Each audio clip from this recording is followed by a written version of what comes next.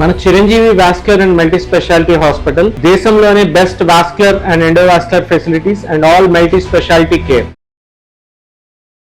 నమస్తే, welcome to Suman TV. నేను పద్మిని. ప్రస్తుతంతో పాటు ప్రముఖ శ్రీ విద్య ప్రచారకులు, చతుర్వేద భాష్యకారులు, అలాగే శ్రీ విద్య, యోగం, ధ్యానం, తంత్ర, మంత్ర, యంత్ర వంటి అనేక ఆధ్యాత్మిక శాస్త్రాలపై 100కు పైగా పుస్తకాలని రచించిన శాస్త్ర పారంగతులు డాక్టర్ క్రోవి పార్థసారథి గారు మనతో పాటు ఉన్నారు. మాట్లాడదాం.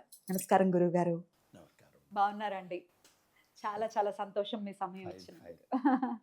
Thank you so very much. బోల్డ్ అన్ని ప్రశ్నలు ఉన్నాయి గురువు గారు. అయితే నేను ఎప్పుడు అన్నట్టుగానే మీ స్థాయికి తగినటువంటి ప్రశ్నలు కాదు, అయినప్పటికీ చిన్నవాళ్ళం మీరు తెలియచేయాలి అన్న ఉద్దేశంతో నేను కొన్ని ప్రశ్నలు, అంటే వాళ్ళకి ఏది అవసరమో వాళ్ళకి ఇంకా కొన్ని ప్రశ్నలు ఉన్నాయి, అవి అడుగుతూనే ఉంటారు. సో అందుకని కొన్ని ప్రిపేర్ చేసుకొని వచ్చాను, అవి అడగదలుచుకున్నాను. తప్పనిసరిగా ముందుగా వారాహి నవరాత్రులు చేస్తున్న ఆషాఢ శుక్లపక్ష పాడ్యమి నుంచి కూడా వైభవోపేతంగా జరుపుకునేటువంటి, అంటే ఇదివరకైతే గుప్తంగా చేసుకునేవారు, ఇప్పుడు దానికి కొంత ప్రాచుర్యం రావటం చేత వారాహి నవరాత్రుల్ని కూడా అందరూ చేసుకుంటున్నారు అనేది తెలుస్తూ ఉన్నటువంటి అంశం. అసలు వారాహి నవరాత్రులు ఎవరెవరు చేయొచ్చు, చేస్తే వచ్చేటటువంటి ఫలితం ఏమిటి? ఎందుకంటే ఈ సోషల్ మీడియా ఇంత వాస్ట్గా పెరిగిపోయిన తర్వాత వారాహిదేవి జోలికి వెళ్ళొద్దు, సాత్విక రూపాలు మనం కొలుచుకోవాలి, ఉగ్ర రూపాల జోలికి వెళ్ళొద్దు, ఇట్లా రకరకాలుగా చెప్తున్నారు గురువు గారు. మీ అనాలిసిస్ ఏమిటి? మేము చేసుకోవచ్చు ఆ గృహస్థులుగా ఉంది? వారాహి నవరాత్రులు ఆషాఢ శుద్ధ పాడ్యం దగ్గర నుంచి నవమి దాకా నవరాత్రులు అన్నాడు కదా, అందుకని 9 రోజులు మనం ఈ వారాహి నవరాత్రులు చేస్తాం. అసలు లక్ష్యం అంటే అమ్మవారి యొక్క నవరాత్రులు సంవత్సరంలో 4 సార్లు చేయమన్నాడు. మొట్టమొదటిది వసంత నవరాత్రులు, రెండోది ఇప్పుడు ఆషాఢ మాసంలో చేసే వారాహి, మూడోది ఆశ్వీజ మాసంలో చేసే దసరా 9 రోజులు, అలాగే శ్యామలా నవరాత్రులు మాఘమాసంలో చేసేది. ఇలా 4 సార్లు చేయండి అన్నాడు. అంటే అమ్మవారి పూజ నిరంతరము చేయండి అని చెప్పటమే. మరి ప్రతిరోజు చేయండి అంటే మళ్ళీ మీరు చేయరు కదా, మీరు ఆఫీసులకు వెళ్ళాలి కదా, మనకి ఇదే పని కాదు కదా. పోనీ ఇదే పని అయినా మన బుట్టి గడవాలి కదా. ఇదివరకు అయితే ఏదో అగ్రహాలు ఉండేవి, వాళ్ళు ఏదో పంట తీసుకొచ్చి పడేసేవాడు, మనం తింటూ ఉండేవాళ్ళు, మనకు లెక్క ఉండేది కాదు. కానీ ఇవాళ అలా కాదు. అందుకని మనకి ఈ 4 సార్లు చెప్పారు.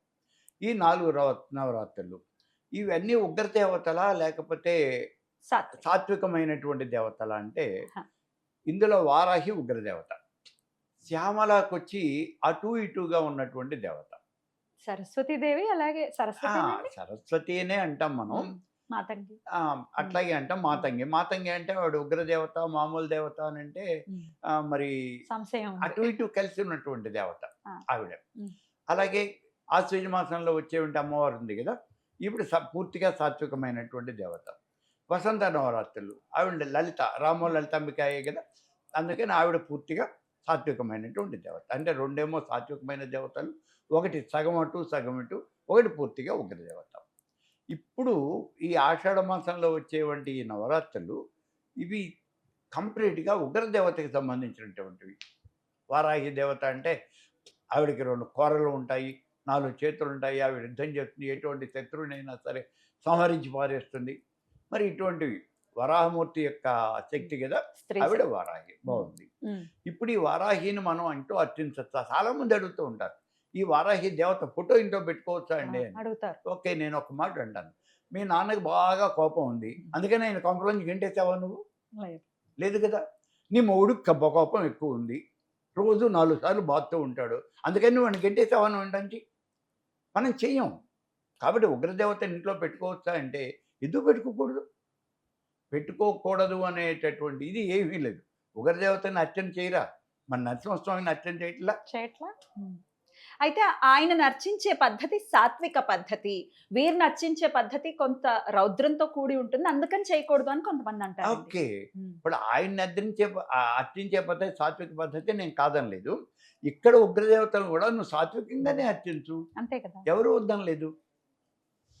నువ్వు మామూలుగా కొబ్బరికాయ కొట్టి మామూలు నివేదనలే పెట్టు, ఆవిడకేం మధుమాంసాలు నివేదన చేయక్కర్లేదు. నీకు చెప్పాం, వడపప్పు పెసరపప్పు నానబెట్టి వడపప్పు పెట్టు, అలాగే బెల్లం పానకం స్టీల్ గిన్నెలో పోసి దాన్ని నివేదన పెట్టు, మిగిలిన నువ్వు వండుకున్నటువంటి పదార్థాలని గారెలు లేకపోతే పులిహోర, ఈ చక్కెర పొంగలి ఇవే నైవేద్యం పెట్టు.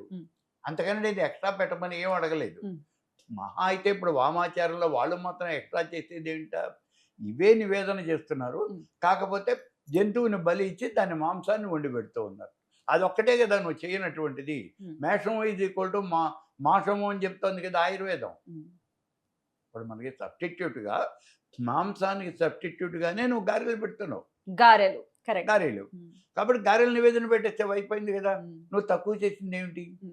ఇప్పుడు ఉగ్రదేవతని కదా మనం చేసినటువంటి పూజా విధానం, అది ఎంత ఉపాసన ఎంత గొప్పగా చేసాము అనేది చాలా ముఖ్యమైన. ఎలా చేయమంటారు? ఇప్పుడు మరి వారాహికి సంబంధించిన కవచాలు ఇవేవి మాకు రావు. లలితా సహస్రనామాన్ని అనుసంధానం చేసుకుని చేయొచ్చా? చేయండి. వారాహి రాకపోతే ఏదో ఒక అమ్మవారు అర్చన చేయండి. మీరు మీ ఇష్టం వచ్చింది చేయండి. లలితా సహస్రం పారాయణ చేయండి, లలిత అష్టోత్తరం పారాయణ చేయండి. ఏమీ రాదు. అమ్మవారి ఫోటో అక్కడ పెట్టి దానికి ఒక పొలదండు పెట్టి దీపారాధన చేసి అగరత్తి వెలిగించి 4 పటి బెల్లం ముక్కలు నివేదన చేయండి. అది కూడా ఆరాధనే. అంతే. అది కూడా ఆరాధన కాదు. ఇక్కడ మీరు ఒక్క మాట మర్చిపోతున్నారు. మనం మన ఊళ్ళో గ్రామ దేవత ఉంటుంది. మనది ఏ ఊరైనా ఆ గ్రామానికి ఒక దేవత ఉంటుంది. ఏదో నూకాలమ్మ, పోలేరమ్మ, ఇలా గంగానమ్మ ఉంటారు. ఈ గ్రామ దేవతలకి ఉత్సవాలు జరుగుతాయి. జాతర అని జరుగుతుంది. ఒక వారం రోజుల పాటు జరుగుతుంది. సామాన్యంగా వారం రోజుల పాటు చేస్తారు. ఈ వారం రోజులు వాళ్ళు తాయి తందనాలు ఆడుతూ ఉంటారు, గంతులు ఇస్తూ ఉంటారు, ప్రభలు కట్టేస్తూ ఉంటారు, ఊరేగిస్తూ ఉంటారు, మేకల్ని బలిస్తూ ఉంటారు. కోళ్ళు విపరీత కొన్ని చోట్ల అయితే కోళ్ళు అసంఖ్యాకంగా అట్లా చేయిపోతూ ఉంటాయి. గవర్నమెంట్ చెప్పింది బలి నిషేధము అని. ఈ గవర్నమెంట్ మాట ఎవడు వింటాడు? కొన్ని ఆలయాల్లో ఈ ఆలయానికి వెనకాల వైపున విడిగా వాళ్ళు ఒక షెడ్ ఏర్పాటు చేశారు. ఒక రేకులతో ఒక షెడ్ ఏర్పాటు చేశారు. ఒకసారి నేను వెళ్ళినప్పుడు ఈ షెడ్ ఎందుకు అన్నాను. వాడు బలిస్తారు కదండి, బలి దేవుడి దగ్గర దేవాలయంలో ఇవ్వకూడదు కదా, అది గవర్నమెంట్ రెస్ట్రిక్షన్. ఇక్కడ రెస్ట్రిక్షన్ లేదు కదా. అందుకని ఇక్కడ బలిచ్చి ఇక్కడ నైవేద్యం పెట్టేస్తారు. భగవంతుడికి ఇక్కడి నుంచే అమ్మవారికి నైవేద్యం పెట్టేస్తారు. కాబట్టి బలి ఇవ్వాలి అనుకున్నటువంటి వాడు ఏ రకంగానూ ఇది కాదు. ఒకసారి ఆ ఊరి పేరు చెప్పను ఎందుకు అనవసరం, నేను కాళీ ఆలయం అది, ఆ కాళీ ఆలయానికి వెళ్ళాను. ముందు వైపున వరుసగా మేకలు కట్టేస్తున్నాయి. ఏమిటి మేకలన్నీ అన్నాను. బలిస్తారండి అన్నారు. ఎక్కడిస్తారు? ఆ కాళీ ఆలయం వెళ్ళడానికి ఇట్లా ఇవన్నీ కూడా ఈ బ్యారికేడ్స్ అన్నీ పాతున్నాయి. అయితే చాలామంది వస్తారన్నమాట. బాగుంది. ఆదివారం వాళ్ళు ఏదో చెప్పారు, ఇంకో వారం ఏదో, ఈ వారాల్లో అయితే బలి బాగా ఇస్తారండి, ఈ మేకపోతలను తీసుకెళ్ళిస్తారు. ఎక్కడ బలిస్తారా? ఇప్పుడు అమ్మవారి దగ్గర తీసుకెళ్ళి కోస్తారా ఏంటి? చూస్తూ ఉండగా అలా కాదండి, వెనక ఇక్కడ ఊరికే అమ్మవారి దగ్గర తీసుకొచ్చి ప్రయత్నం చేయించి, బయట ఒక అమ్మవారి విగ్రహం ఉంది. ఇది ఆలయం అయితే ఈ ఆలయానికి ఇక్కడ ఒక అమ్మవారి విగ్రహం, రాతి విగ్రహం ఉంది. దానికి దీపారాధన చేసి వదిలిపెట్టేస్తారు. దాన్ని ఎవరు ఇక దాని పూజలు ఏమి ఉండవు. అది అలాగే ఉంటుంది. ఈ మేకపోతుని ఇలా తిప్పి తీసుకొచ్చి ఈ విగ్రహం దగ్గర తీసుకొచ్చి దాని చెవు కోసేస్తారండి అన్నాడు. దాని చెవో ముక్కో ఏదో ఒకటి కోసేస్తారు. కోసేసి ఈ రక్తం ఆ బొట్టు అమ్మవారి మీద ఇలా జల్లుతారండి. ఓహో, దళితే ఇక్కడ అమ్మవారికి బలి ఇచ్చేసినట్టే లెక్కటది. ఎక్కడికో ఏంటి, ఈ వెనకాలే ఒక పాక ఉంది, కొంచెం 10 అడుగులు వేస్తే ఆ పాకలో తీసుకెళ్ళి అక్కడ కోస్తారు. అక్కడికి వచ్చేసి వాళ్ళు కనుక తినేవాళ్ళు అయితే వాళ్ళు తీసుకెళ్ళిపోతారు. లేదు వాళ్ళు తినను, ఇప్పుడు మనబోటి వాళ్ళు ఎవరైనా వెళ్ళి మేము బలిస్తాము అన్నారు. నేను అన్నాను, నేను బలిస్తాను, ఇప్పుడు ఏం చేస్తారు అన్నాను. సరే నేను ఇచ్చేసాను. మేక చెవు కోసి దాని మీద వేయాలండి అన్నారు. అని మేము కోస్తాం, మీరు చూడండి అన్నారు.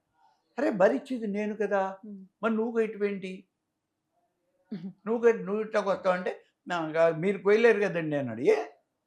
నువ్వు కోస్తే తెగుతుంది, నేను కోస్తే తెగదా, ఏం పర్లేదు నేనే కోస్తాను, నేనే కోసాను మేక చెవు.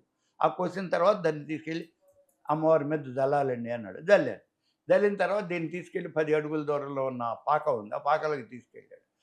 ఇప్పుడు ఇక్కడ మేకని కోసేస్తామండి అన్నాడు. మరి అది నేనే కోస్తాను కదా అన్నాను. లేదండి అది మేము కోయాలన్నాడు. నువ్వు వచ్చేటైతే నేను మేకని తీసుకెళ్ళిపోతాను, నువ్వెందుకు ఇక్కడ నాకు, నేనే కోస్తాను. ఇంతలో ఒక ముస్లిం వచ్చాడు. అతను కూడా అక్కడ ఎంప్లాయీ అందులో. ఇప్పుడు ఇది నేను తీసుకెళ్ళను, తిన్ను అని చెప్పాను కదా, అది వాళ్ళంతా వాళ్ళు తినేటట్టుగానే ఏర్పాటు. దానికి కావాల్సిన డబ్బులు అయితే మనం ఇస్తే వాళ్ళు వండుకుని తినేస్తారు. బాగుంది. ఇప్పుడు అతను వచ్చాడు. ఏమిటి అన్నాను. హలాల్ చేయాలండి అన్నాడు. ఎందుకు అన్నాను. హలాల్ చేయకపోతే ముస్లిమ్స్ తినరండి అన్నాడు. హలాల్ చేస్తే మా దేవుడు దండం పో, అక్కర్లేదన్నాను. ఆ, అది కాదండి అన్నాడు. పోవయ్యా నువ్వెవడో చెప్పేందుకు. నా ఆచారం ప్రకారం నేను చేయటానికి వీలు లేదా? నీ ఆచారం ప్రకారం చేస్తే నేను తినాలా? ఎందుకు తినాలి? ఉమ్, నేను తిన్నాను. కాబట్టి నేనే కొస్తాను నువ్వు పో అన్నాను. సరే వాడు ఏం మాట్లాడకుండా వెళ్ళిపోయాడు. వాళ్ళు ఎవరు తినడట. తినకపోతే మానేయి, మిగిలిన వాళ్ళు ఇంకో 2 ముక్కలు ఎక్కువ తింటారు. ఆ, సరే అక్కడ ఇప్పుడు మేకను కొయ్యాలండి అన్నాడు. కత్తిచ్చేయి నేను కోస్తాను అన్నా. ఎక్కడ కొయ్యాలో చెప్పు, నేనే కోస్తాను. అమ్మవారికి బలి. సరే నేనే కోస్తాను. అంత పెద్ద మేకను నేనే కోస్తాను. నేను కోస్తే అమ్మవారు తిందా? నువ్వు కోస్తేనే తింటుందా? అలా ఏం లేదు కదా. అసలు అమ్మవారు ఇవి అడుగుతుందా అండి, ఈ కొయ్యడాలు, ఈ బలి ఇవ్వడాలు? అంటే మనం ఏదైతే తింటామో, దేంతో అయితే మనం తృప్తి చెందుతామో, భగవంతుడు కూడా దాంతోనే తృప్తి చెందుతాడు ఉమ్, అనేది ఒక శాస్త్రం. ఉమ్. నిజమేనా? అంటే వాళ్ళు మరి సాకారం అన్నప్పుడు నాకు నువ్వే దేవత, నేను మా ఇంటికి పిలిచాను, మరి ఇప్పుడు ఏం చేయాలి? మరి దేవత అంటే దేవతకి ఇష్టమైన పదార్థం పెట్టాలి కదా. ఉమ్, నీకేదో ఒక పదార్థం ఇష్టం ఉంది కదా, మరి ఆ పదార్థానికి నేను నివేదన చేయాలి కదా. సామాన్యంగా మనం ఏం ఎక్స్పెక్ట్ చేస్తామంటే మనం తినేదే అవతల వ్యక్తికి కూడా ఇష్టమై ఉంటుంది. ఎవరు వచ్చినా మన ఇంటికి గెస్టులు వస్తున్నారు, గెస్టులు వస్తే మనం ఏం చేస్తాం? గారెలు చేస్తాం, బూరెలు చేస్తాం, చక్కెర పొంగలు చేస్తాం, లేదా ఇలాంటివి చేస్తాం. లేదా 2 పదార్థాలు ఏదైనా మైసూర్ బర్ఫీనో లేకపోతే ఇట్లాంటివి ఏమైనా కావాలంటే బయట నుంచి తెప్పించి మనం పెడతాం. ఇవన్నీ మనం తినేవే. మనం తినే పదార్థాలే భగవంతుడికి నివేదన చేయాలి అనేది ఒక సూత్రం. ఓకే. అయితే ఇది మీరు చెప్పాలి. ఇది ఎందులో ఉంది? ఏదైనా శాస్త్ర వచనమా ఇది? ఎందుకంటే ఈ సకల చరాచర సృష్టిని అమ్మవారే గనుక సృష్టించిందనేది నిజమైతే, ఆ. అమ్మవారు బిడ్డే కదా. ఇప్పుడు నేనెలాగో మీరెలాగో ఆ అంతే. మేక కూడా అమ్మవారు. అంతేగా దాన్ని చంపేసిస్తే అమ్మవారు ప్రీతి చెందుతుంది కదా. మరి దాన్ని చంపేస్తే మనం ప్రీతి చెందుతున్నాం కదా. ప్రతి ఆదివారం నాడు చక్కగా కోళ్ళు కోసేసి మనం తినేస్తున్నాం కదా. మరి మనం ఎట్లా చేస్తున్నాం? సో మనం చేయకూడదు. అదే నేను అడుగుతున్నా, శాస్త్రంలో ఉందా ఈ బలులు అసలు ఉన్నాయా? అమ్మవారిని పక్కన పెట్టేద్దాం. ఇప్పుడు మనమే ఎట్లా చేస్తున్నాం? మనం తింటున్నాం కదా. ఇప్పుడు అమ్మవారికి పెట్టకపోయినా మనముడు తింటున్నాం కదా. కోళ్ళు కుక్కలు ఇవన్నీ కోసుకుని తింటున్నాం కదా. మరి ఇవి మనతో పాటు ప్రాణం ఉన్నటువంటి జీవులే కదా. వాటిని ఎట్లా తింటున్నాం మనం? సరే, అది జీవహింస ఎలాగో అది అయ్యింది, కానీ అమ్మవారు కోరుకుంటుందా? ఇక్కడ నా ప్రశ్న అది. అమ్మవారు కోరుకుంటుందంటే ఇప్పుడు మనం తింటున్నదే అమ్మవారికి పెడుతున్నాం కదా. శాస్త్రాల్లో అయితే ఈ బలులు ఉన్నాయండి? ఉంది ఉందా? ఉంది ఉంది. శాస్త్రాల్లో వాడు మకార పంచకం మీరు పెట్టాలి అని ఉంది. ఆ పర్టికులర్ ఆ ఆచారంలో వాళ్ళ సంప్రదాయంలో మీరు మకార పంచకం పెట్టాలి అన్నాడు. మకార పంచకం అంటే మద్యం మాంసం తదా మత్స్యం ముద్ర మైథనమేవచ, ఇవన్నీ కూడా మీరు అమ్మవారికి సమర్పించవలసిందే అని ఖచ్చితంగా చెప్తారు. ఏది పెట్టినా పెట్టకపోయినా మొట్టమొదటి మాత్రం ముందు అసలు ఖచ్చితంగా ఉండి తీరాలి అని, అంటే మద్యం. అమ్మవారికి నివేదన చేసేప్పుడు నేను చాలా చోట్ల చూస్తాను ఈ వామాచార్యులని. వాళ్ళు ఇలా ఫుల్ బాటిల్ పట్టుకొచ్చేస్తాడు. ఫుల్ బాటిల్ పట్టుకొచ్చేసి అలా పెట్టేస్తున్నాడు అమ్మవారి దగ్గర. ఇది కామాఖ్యలో అయితే విపరీతంగా ఉంటుంది. కానీ విచిత్రం ఏమంటే అక్కడే నేను హోమం చేయడానికి కూర్చొని, నేను హోమం చేస్తాను అని డబ్బులు కట్టాను, నేను హోమం చేయడానికి కూర్చున్నాను. మామూలుగా నూనె పట్టుకెళ్ళాను నేను. అక్కడ నువ్వుల నూనెతో హోమం చేయడానికి ఆ నూనె పట్టుకెళ్ళాను. ఆ నూనె వాడు లీటర్ బాటిల్ ఇచ్చాడు. 4 పలకలుగా ఉన్నటువంటి బాటిల్లో ఇచ్చాడు. అది కంపెనీ నుంచి అలా వచ్చింది. నేను తీసుకెళ్ళి ఆ నూనెని ఇట్లా పైన పెట్టాను. ఆ హోమకుండం దీని మీద పైన పెట్టాను. వెంటనే అక్కడ ఉన్న సెక్యూరిటీ వాడు పరిగెత్తుకు వచ్చేసాడు. అది తీసేయండి అన్నాడు. ఏం తీసేయాలి? ఈ బాటిల్ తీసేయండి అన్నాడు. సరే తీసి కింద పెట్టాను. కింద పెట్టి మళ్ళీ తీసి పైన పెట్టుకున్నాను. నువ్వు తీసేయమంటే నేను హోమం ఎట్లా చేస్తాను? మళ్ళీ తీసి పైన పెట్టా. అది పెట్టకూడదు అన్నాడు. పెట్టకూడదని వీడు ఇంకో 4గురిని పిలిచాడు. 4గురు పరిగెత్తుకొచ్చారు. ఏమిటి అన్నాను. అది వేయటానికి వీలు లేదన్నాడు. వాళ్ళు ఏమనుకుంటున్నారు? 4 పలకలుగా బాటిల్ ఉంటే అది అందులో వైన్ అనుకుంటున్నారు. వాళ్ళు ఏదో మందు బాటిల్ అనుకుంటున్నారు. అప్పుడు నేను ఆ పక్కవాడు అడిగాడు, అరే నువ్వేమనుకుంటున్నావురా? అది మందు బాటిల్ అనుకుంటున్నావు కాదు, అది నూనె ఏమో ఒకసారి సరిగ్గా చూడు అని. అప్పుడు ఒకడు నా దగ్గరికి వచ్చి అందులో ఏముంది అన్నాడు. ఏముంది అంటే నేను ఇలా అయితే పోసి చూపించాను. నూనె. అరే ఆయిల్ కదా అని వాడు పక్కన చూసి, అరే ఆయిల్ కదా ఆయిల్ కదా అని అంతా వెళ్ళిపోయాడు. అంటే లోపల వాళ్ళు పూజ చేసేప్పుడు బాటిల్ పెడతారు, కానీ బయట అక్కడ మనం హోమం చేయటాన్ని మాత్రం వాళ్ళు అలా వచ్చేది. అక్కడ వాళ్ళు కూడా దీంతో హోమం చేయాలి. రైట్. అయితే ఇది సాత్విక పద్ధతుల్లో మనం ఆరాధన చేసుకున్నప్పుడు అసలు ఈ ప్రసక్తులే ఉండవు. ఏం లేదు, ఈ బలులు గాని ఈ మద్యాలు గాని ఇవి ఏవి ఉండవు. ఏమీ లేదు. గృహస్థులు కూడా మీరు అన్నట్టుగా 9 రోజులు ఆరాధన ఆరాధన చేసుకోవచ్చు. చేయొచ్చు. ఏ అయితే ఒక్క సమయంలో? మాట ఏమవుతుందంటే ఇక్కడ ఆ. ఆమ్, మేము ఉగ్రదేవతల్ని ఆరాధన చేస్తున్నాము. ఆ. ఇప్పుడు ఉగ్రదేవతలే కాదు, ఉమ్. శ్రీరామనవమి పందిట్ వేసాం మనం. ఆ పందిట్లో మనం ఏం ప్రసాదం పెడతారు అక్కడ? ఉమ్. పానకం పానకం, ఇస్తారు, పానకం. వడపప్పు ఇస్తారు. అవును. ఇవి రెండో అవే కదా. అవే పెడుతున్నాం. సాయంత్రం పూటే చేయమంటారా పూజ ఏది? వారాహిదేవికి? వారాహిదేవి సాయంత్రం కాదు, రాత్ర? రాత్రిపూట. అదే నా ఉద్దేశం రాత్రి. రాత్రిపూట అంటే అది కూడా ఆ. 10 to 2. 10 to 2 మధ్యలో. 10 to 2 అది ఖచ్చితంగా చెప్పాడు. ఓకే. చేస్తే వచ్చే ఫలితం ఏమిటండి? అసలు దానికి వచ్చే ఉండే ఫలితమే అప్పుడు చేస్తే వస్తుందంట. కానీ వారాహిదేవిని ఏ కామ్యార్థం మనం పూజించవచ్చు అని అడుగుతున్నా. సామాన్యంగా అంటే భూతగాథాలు ఎక్కువ చేస్తాం, కోర్టు భూత. వివాదాలు ఎక్కువ చేస్తాం. ఉమ్. ఏ కోరికైనా తీరుస్తుంది, అది ఉమ్. వేరు. ఉమ్. ఈ రెండు పర్టికులర్ గా రైట్. భూతగాథాలు, కోర్టు వివాదాలు Right. వీటి బాగా చేస్తాం. 10 to 2 చేయాలి. 10 to 2 మధ్యలో 10 to గంటల 2. నుంచి 2 గంటల మధ్యలో కనుక చేస్తే. నిశరాత్రి నిశిరా. వాడు ఖచ్చితంగా చెప్తున్నాడు అమ్మా. ప్రతిరోజు తలస్నానం చేసి చేయాల్సి ఉంటుందా అండి? ఈ మగవాళ్ళు అయితే తలస్నానం చేస్తారు. ఎందుకని అంటే ఆ.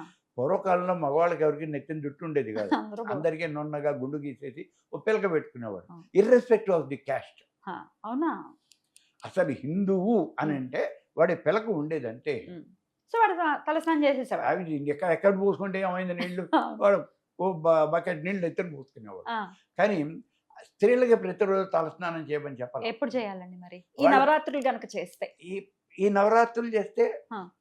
సామాన్యంగా మన వాళ్ళు పొద్దున్న ప్రతిరోజు నవరాత్రుల్లో కనుక అయినట్లయితే ప్రతిరోజు చేస్తారు. ప్రతిరోజు తలస్నానం చేసి ప్రతిరోజు ఆరాధన చేయాలి. చేస్తారు. రైట్. ఇంకేమైనా నియమాలు ఉంటాయండి దీనికి దీనికే ఈ నవరాత్రులు చేసే? అసలు నవరాత్రులకి అంటే ప్రతిసారి కొన్ని జనరల్ నియమాలు ఉంటాయి. ఆ. ఒంటిపూటే భోజనం చేయాలి. ఆ. పొద్దు నుంచి సాయంత్రం దాకా మనం ఆ ఆరాధనలోనే ఉండాలి. ఆ. అంటే త్రికాలముల యందు పూజ చేయాలి. ఉమ్. విజయ పొద్దున మధ్యాహ్నం రాత్రి ఉమ్. అష్టోత్తరం, సహస్రం ఇవన్నీ చదవాలి. ఉమ్. ఆ తర్వాత ఆ దేవత ఉన్నటువంటి హృదయం, ఉమ్. అలాగే ఇంకా కొన్ని స్తోత్రాలు ఉంటాయి, ఉమ్. ఆ సహస్రనామం, అష్టోత్తరం ఇవన్నీ కూడా చదవాలి. ఉమ్. ఇంకా మీరు ప్రతిరోజు అర్చన అనేది చేయాలి. ఉమ్. అంటే తర్పణ అనేది చేయాలి, ఉమ్.